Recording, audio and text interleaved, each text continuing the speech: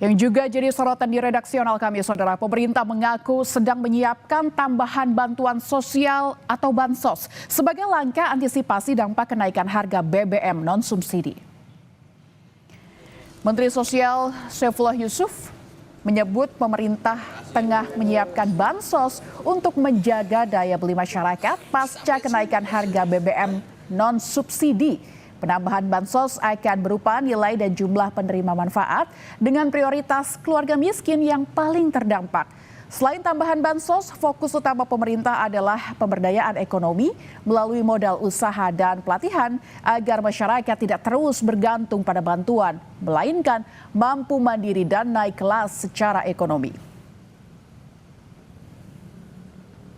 Tentu semuanya kita menunggu kebijakan dari Bapak Presiden.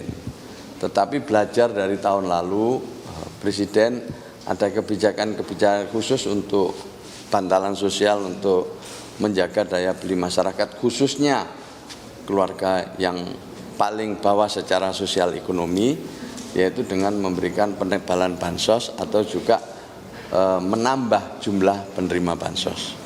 Nah, tentu ini nanti nunggu arahan dari Presiden.